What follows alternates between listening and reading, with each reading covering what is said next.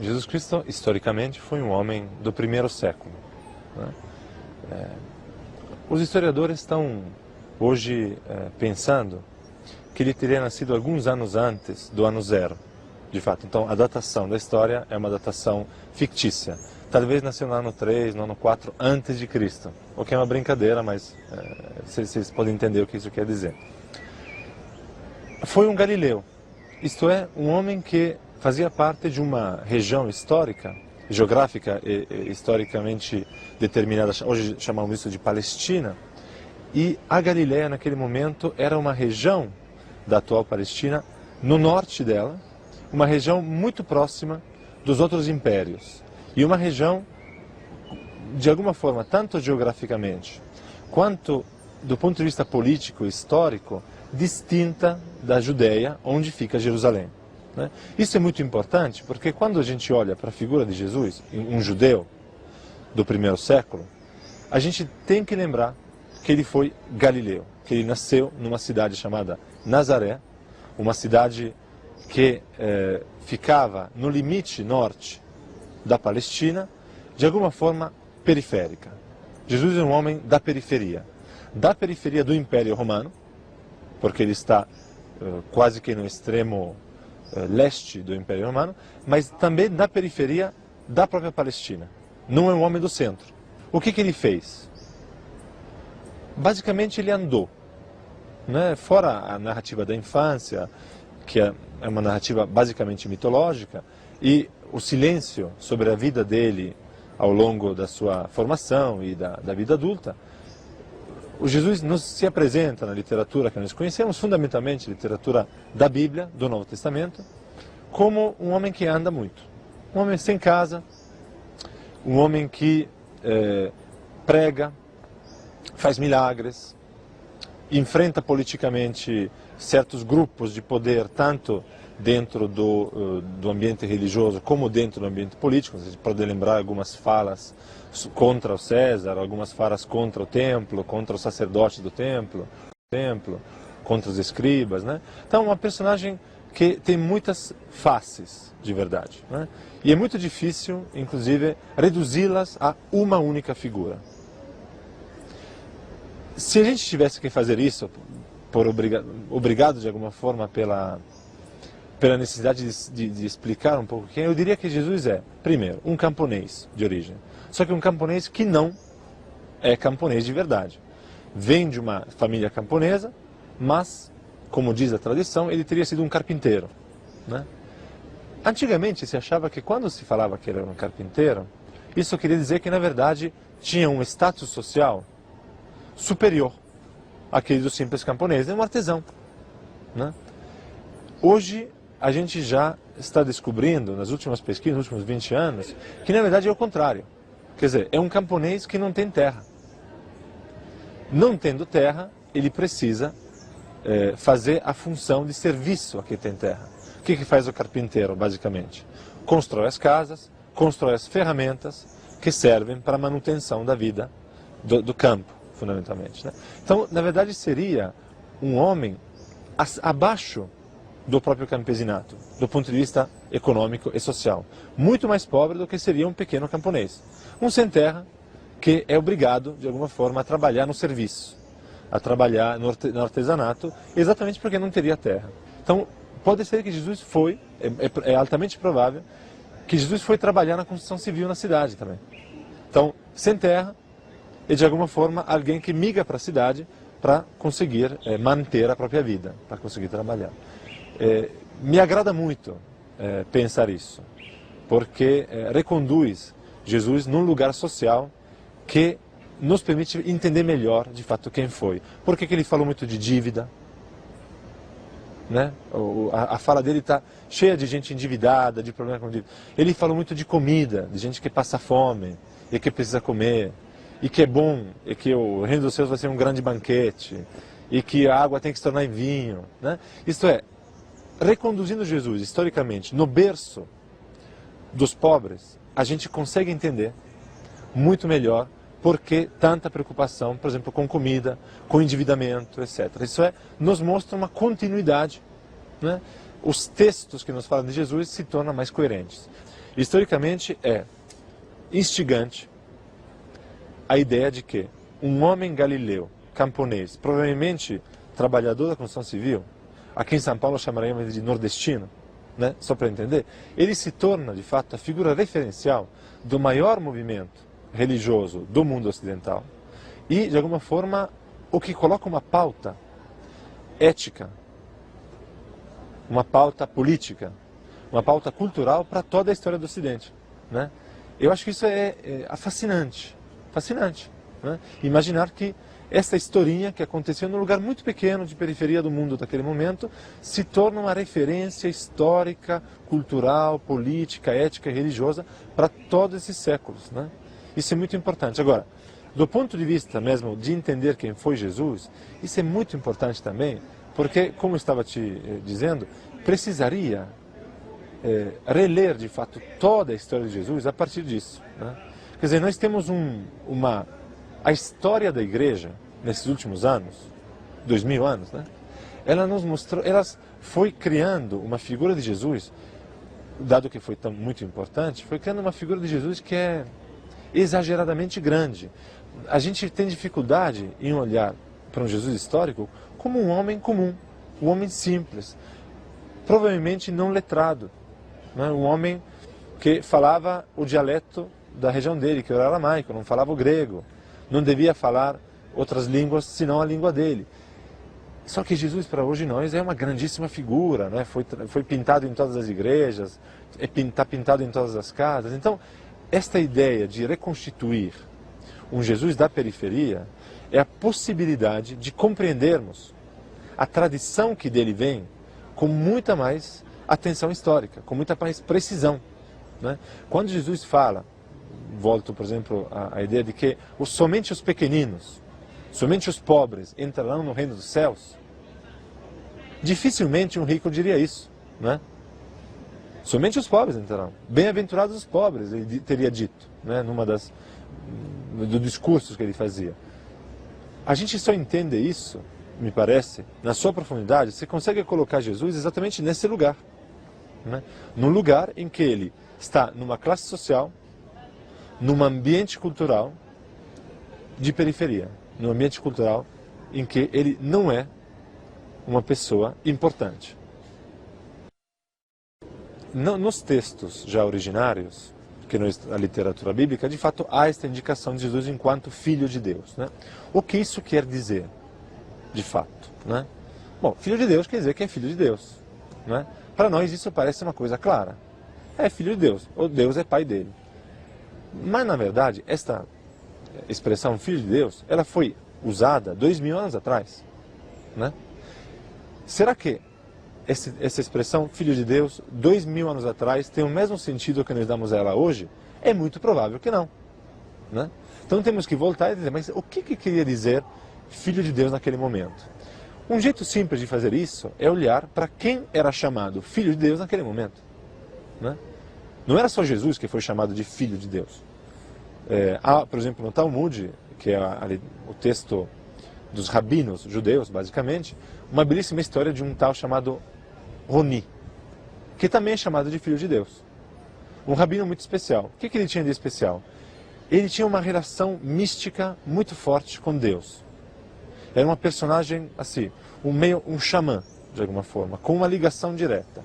Isso é uma das possibilidades. A expressão Filho de Deus, ela está relacionada, portanto, a uma ideia de que a personagem que é chamada Filha de Deus, ela tem uma relação muito especial com o sagrado, com Deus. Isto cria, obviamente, um problema para quem se auto-atribui o monopólio do sagrado.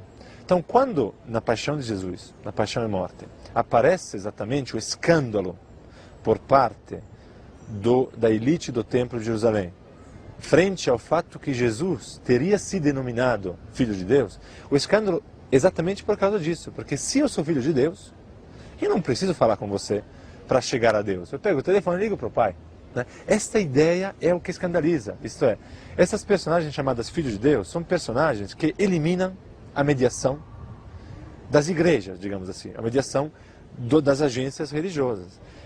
Magos, profetas, santões, né? Todas personagens que vão de alguma forma incomodar quem quer controlar o mundo paralelo sagrado. E Jesus provavelmente foi exatamente uma personagem desta, e é por isso que esta questão de ser chamado de Filho de Deus é tão escandalosa para o templo de Jerusalém, etc. Porque diz, olha, eu não preciso passar por você.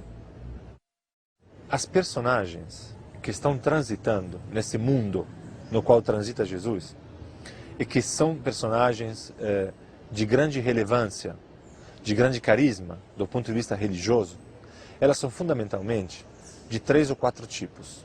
Depende um pouco da literatura que nós estamos estudando. Nós temos um tipo de personagem que a gente chama de mago.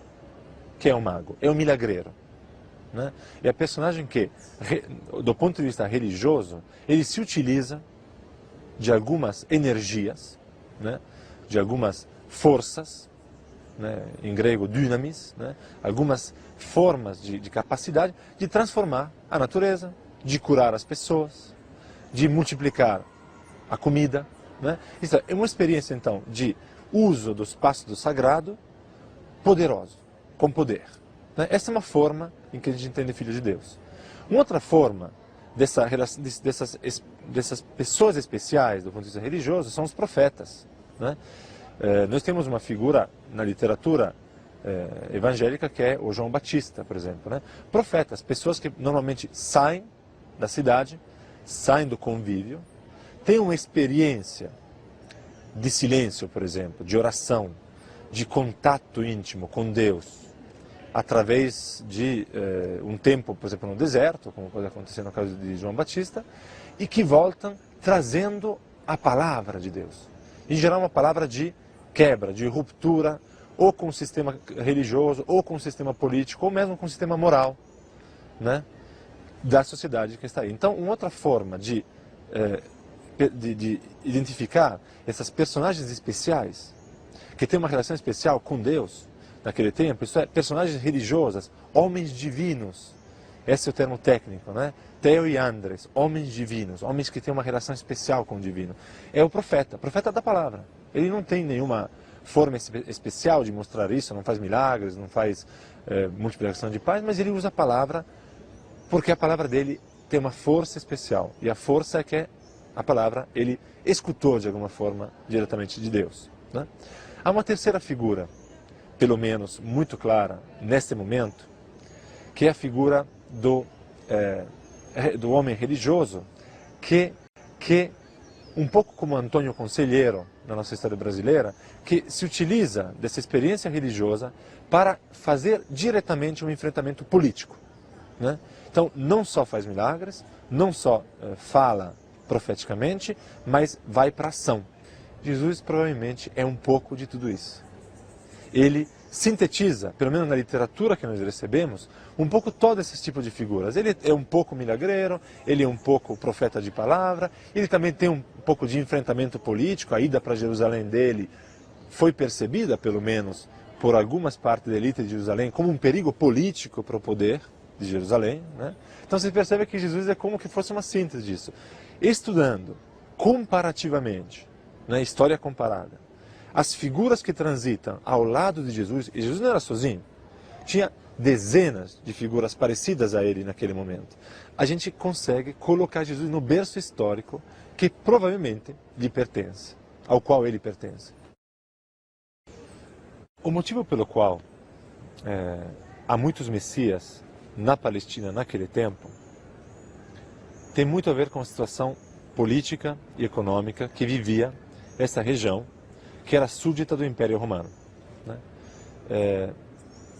Um dos lugares onde isso fica mais evidente, e é um dos lugares que, historicamente, são estudados para definir, por exemplo, a situação política e econômica de uma região, é olhar para a taxação, o sistema da taxação.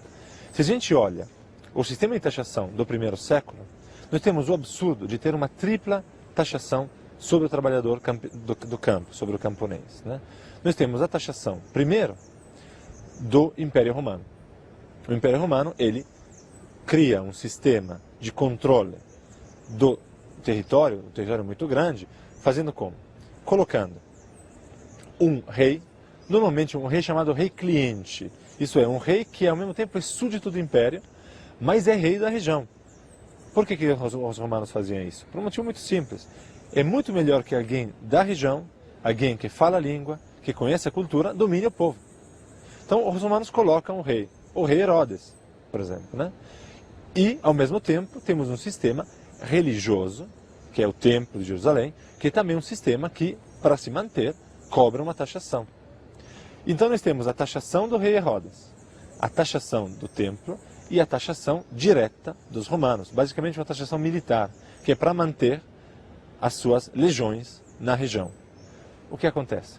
O camponês tem um triplo sistema de taxação, isto é, esse é um sinal muito claro de um forte empobrecimento da região, né? No primeiro século, com esse triplo poder controlando a economia e controlando mesmo a vida das pessoas, a situação se torna explosiva. E é exatamente nessa situação explosiva que surgem esses muitos messias, e todos eles, de alguma forma, tanto o messias, por exemplo, milagreiro, que vai cuidar da doença. Há muito doente e muito endemoniado. Há muita gente passando mal naquele tempo. Claro, esse é um sinal da situação, né? Está faltando comida. Claro, está faltando comida. Estão pagando imposto para todo mundo. Está faltando paz. Tem muita violência. Tem muito bandidismo, por exemplo. Tem muita gente andando por aí roubando e fazendo. Precisamos reconstruir um tecido social novo. Então, todos eles, a partir das experiências deles, de alguma forma, esses messias estão respondendo, são frutos e são uma proposta de solução para uma situação social, política e econômica extremamente explosiva. O primeiro século na Palestina, sob o Império Romano, é um século terrível de se viver. E é nesse século que aparecem todo esse grande número de messias e de gente que está querendo propor soluções a essa situação. Com certeza, a paixão e morte dele foi muito importante, né?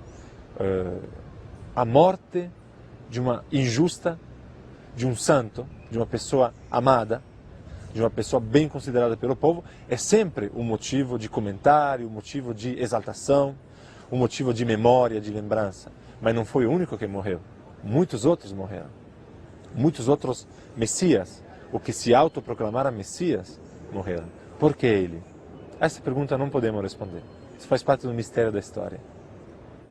Jesus entra em Jerusalém, provavelmente pela primeira vez, já em idade adulta, e encontra uma cidade profundamente dividida, tanto do ponto de vista político, mas mesmo do ponto de vista religioso, né?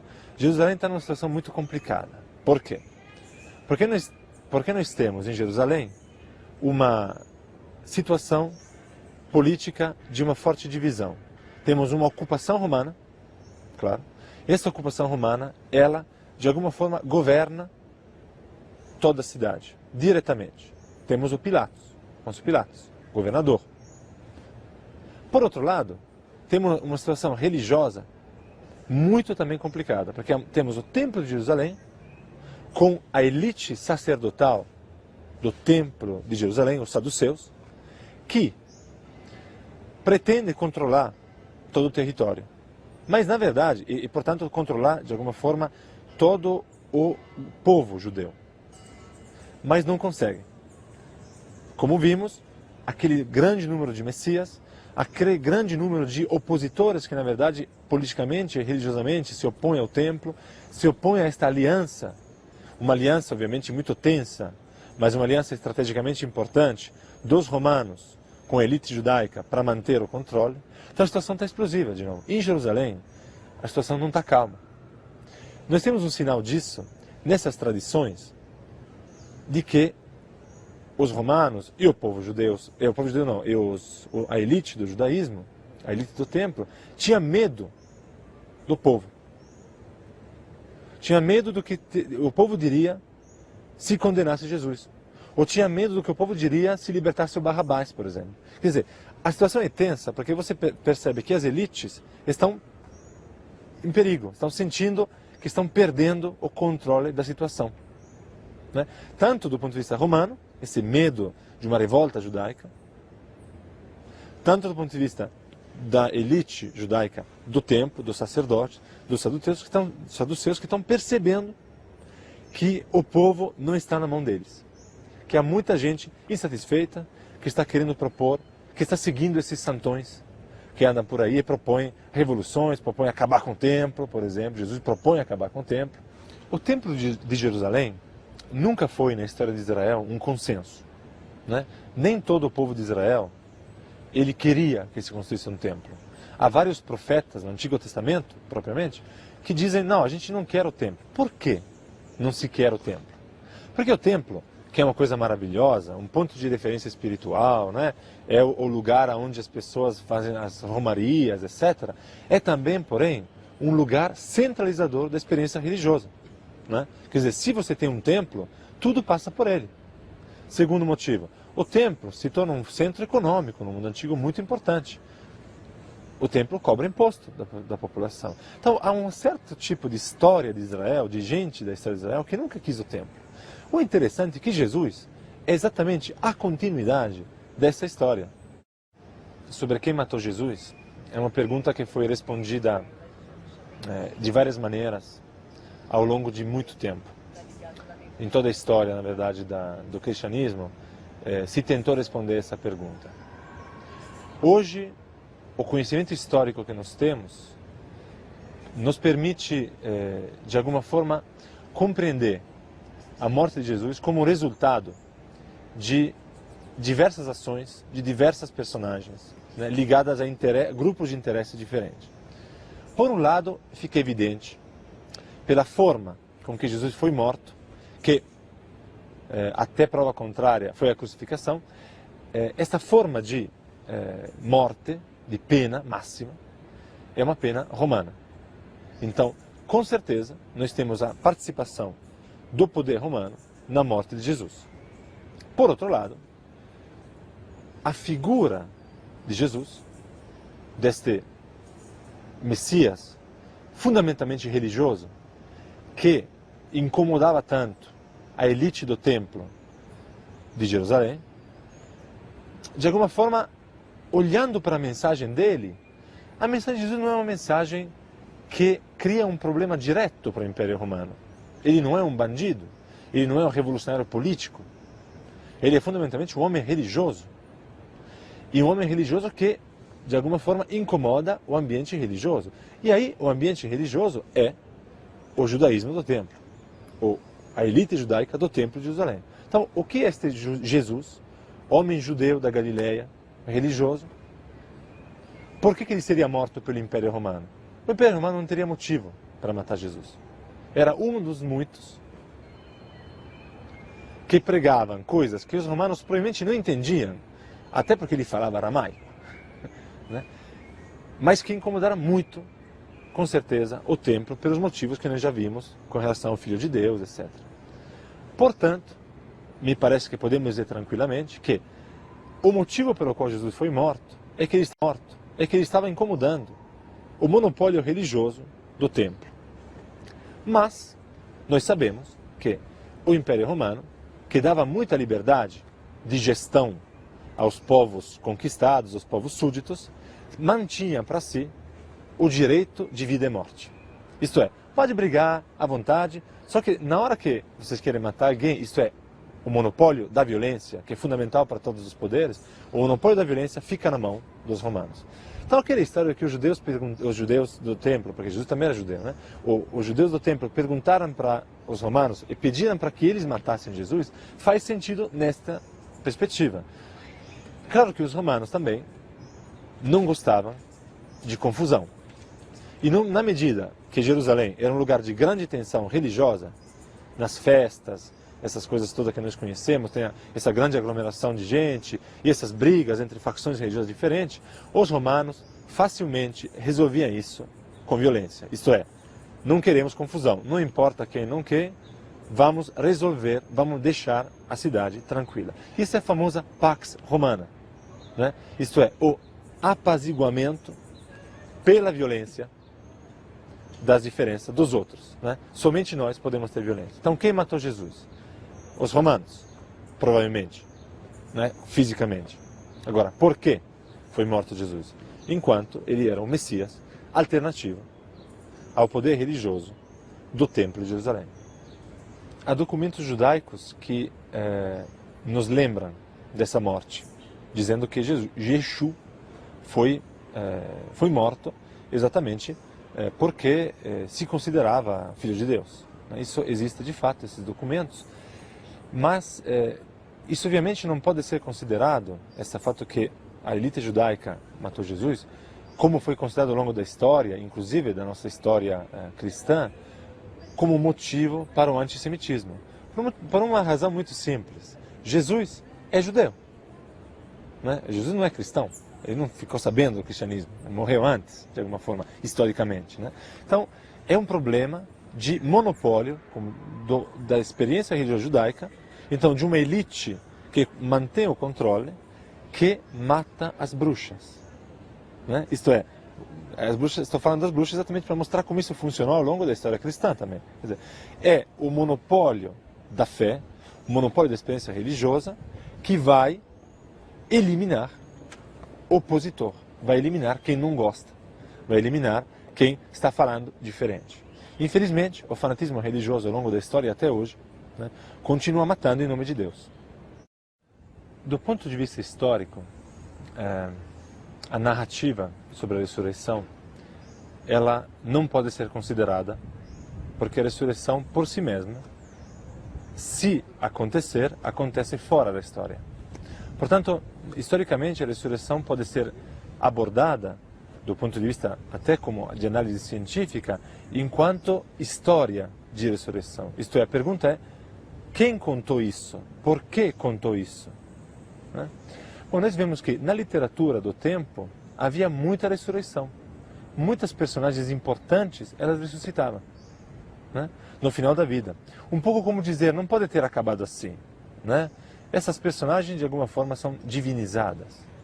Então, essa ideia da ressurreição é uma ideia bastante comum, de verdade, naquele tempo. Não é uma coisa muito estranha, como podia ser em vez da crucificação, que é uma coisa muito estranha, muito escandalosa. A ressurreição é bastante normal. A história da ressurreição tem uma função muito clara, me parece. E aqui saímos um pouco do âmbito do Jesus histórico e vamos já para o âmbito das primeiras comunidades cristãs.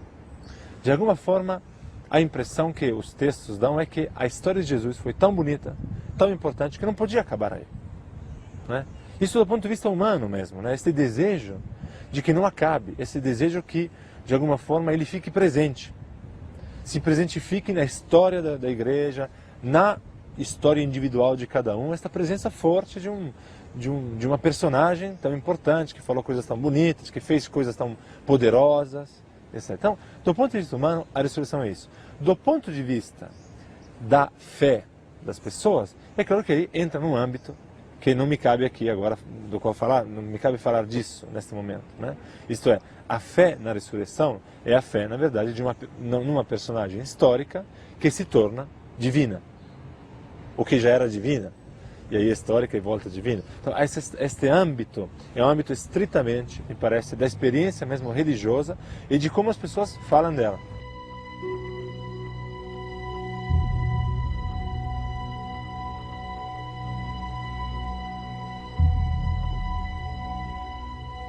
Uma pergunta que alguém poderia se fazer é, mas e se Jesus não tivesse ressuscitado? A mensagem dele, a história dele seria diferente? Não. E a história do cristianismo seria diferente? Não podemos dizer. Provavelmente sim. Mas de alguma forma, a ressurreição, ela se torna importante, objetivamente importante, isto é, se não tivesse ressuscitado, toda aquela história não teria o final feliz que comprovaria que de fato ele era uma pessoa especial aos olhos de Deus. Uma grande diferença que eu posso perceber, enquanto historiador, do cristianismo primitivo, como nós dizemos no começo, com o cristianismo hoje, é obviamente o que acontece com todas as grandes associações, com todas as formas de organização humana. O começo é altamente carismático. O começo é uma beleza, estamos todos levados pelo entusiasmo de uma coisa nova, de uma mensagem, de um projeto. Né? Ao longo do tempo, toda instituição, toda a situação vai se institucionalizando. Se perde o carisma, né, dizem os sociólogos, e se começa a entrar um pouco num sistema mais de organização. Ficamos grandes, ficamos muito diferentes, precisamos organizar uma doutrina, organizar uma hierarquia, organizar um sistema de produção e reprodução da igreja. Então, a primeira grande diferença é que o cristianismo primitivo é um impacto de poucas pessoas que tem um projeto maravilhoso, uma coisa assim, extraordinária, e nós hoje estamos há 2000 anos disso, ainda com essa ideia, né? Existem muitas igrejas, mas já muito mais institucionalizados. Isso é típico de qualquer tipo de associação. Por outro lado, uma das diferenças que mais me fascina a estudar o cristianismo primitivo e que eu acho que a gente poderia, de alguma forma, incorporar na nossa análise teológica hoje, é que o cristianismo primitivo era muito plural, era muito mais plural, aceitava muito mais a diferença de forma de estruturar uma comunidade, de presença, mesmo de teologias, de ideologias dentro do cristianismo, do que muitas vezes se tentou fazer ao longo da igreja. A história da igreja é sempre uma história de tentativa de alguém dizer que você não é cristão, que você não é do bem, que você é do contra, então tentar eliminar o outro, né? Me parece que se tem uma lição que a história nos dá, olhando para o cristianismo primitivo, esta dificuldade, esta tensão, mas esta capacidade de resolver esta grande pluralidade. Cada um podia ser diferente, não precisava estar todo mundo debaixo, de alguma forma, do mesmo guarda-chuva, né? O guarda-chuva era bastante grande. Então o que nós chamamos hoje de ecumenismo, para as origens do cristianismo, era uma realidade. Quando se começou a busca do Jesus histórico, que é esse movimento científico de tentativa de recuperar, de fato, a face histórica de Jesus, isso aconteceu na Idade Moderna, né? E corresponde exatamente com uma mudança na maneira de se perceber a própria experiência religiosa, né? A ousadia de saber do moderno, que quer saber tudo, mesmo as coisas que não seria tão interessante saber, que alguém acha que é melhor que não se saiba. Então, nesse ponto de vista, me parece que a busca do Jesus histórico é muito importante, porque ela é simplesmente exercitar a nossa curiosidade, mais do que isso, a nossa vontade de conhecer profundamente a nossa história, né? A quem pertence Jesus?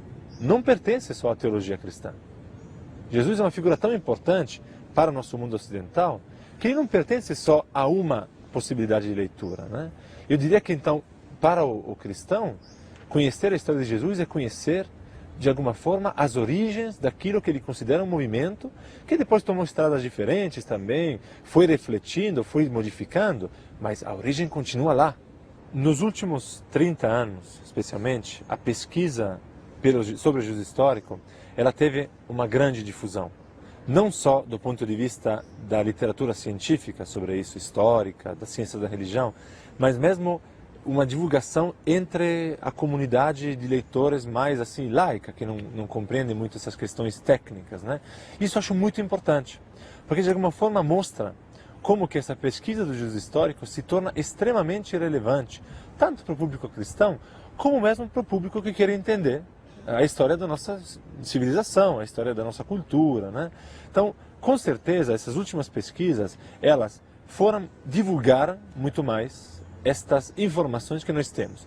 E essas informações que nós hoje temos, elas foram muito ampliadas a partir de uns 20, 30 anos atrás, exatamente porque se começou a aplicar uma metodologia histórica muito mais refinada à discussão sobre Jesus histórico. Se começou a utilizar a arqueologia, a antropologia comparada, a sociologia crítica, além, obviamente, do estudo da literatura comparada, da questão mesmo da definição, por exemplo, da história do tempo, da história econômica do tempo. Então, todo este grande aparato metodológico, científico, foi aplicado com muito rigor por parte de historiadores, teólogos, estudiosos da literatura, arqueólogos, que se preocuparam em desvelar este, que ainda é, em boa parte, um dos grandes mistérios da nossa civilização. Não há dúvida que, quando Jesus chegou ao Brasil, levado, obviamente, pelos colonizadores, né? Imagino que a primeira população que morou aqui no Brasil, a população indígena, não foi um encontro muito agradável. Junto com a cruz veio a espada, né? Mas essas origens, com a grande vitalidade e capacidade depois, que o povo que foi se formando por essa terra teve, de reorganizar essas grandes diferenças entre, por exemplo, uma cultura afro-brasileira, né, de origem africana, a cultura indígena, a cultura europeia e mais outras que foram se formando, eu acho que deu à figura de Jesus uma vitalidade muito grande. De alguma forma a gente percebe que há uma grande capacidade no Brasil de apropriação dessas tradições que tem uma origem muito distante, essa que sobre a qual nós falamos, mas uma grande apropriação dela e uma inserção dela no cotidiano da vida das pessoas. A palavra técnica é o sincretismo, isto é, a religião brasileira, ela, como a sua população, como a sua cultura, ela é um lugar de encontro de modelos, de símbolos, de histórias muito diferentes, que, no lugar de se oporem, e seria muito fácil se opor, elas vão de alguma forma se integrando, vão se assimilando uma a outra. Então nós temos várias figuras de Jesus. Jesus é apropriado por muitos cultos diferentes, e de formas muito diferentes, e quase todas aceitas, quase todas consideradas legítimas, de alguma forma, na população. Então nós temos o Bonfim, mas temos também o Jesus exorcista das igrejas neopentecostais. Nós temos o coração de Jesus, um Jesus muito assim, sangrante e psicologicamente acalmador, e temos um Jesus revolucionário, um Jesus da teologia da libertação, né? Temos uma grande variedade, e de alguma forma esta grande variedade compõe e reflete a variedade da religião brasileira, que é um laboratório de uma experiência religiosa que está se propondo no mundo todo. Nesse sentido, o Brasil é um laboratório do mundo. É claro que esta experiência religiosa sincrética, ela nem sempre é aceita, né, pelas igrejas, porque, obviamente, continua tendo aquele mesmo problema que havia com Jesus e o Templo de Jerusalém. Há sempre uma tentativa de monopolizar o espaço do religioso, né? Então, de alguma forma, eu quero dizer como fazer, como dizer, como se mexer no âmbito religioso, porque eu quero manter o controle sobre o espaço, né? Então, obviamente, há sempre uma tentativa de não apropriar-se desse sincretismo religioso e de definir o que pode e o que não pode. Mas, de alguma forma, a vitalidade da experiência religiosa não se deixa fechar, não se deixa prender numa teologia específica. Então, a teologia, ela sempre está correndo atrás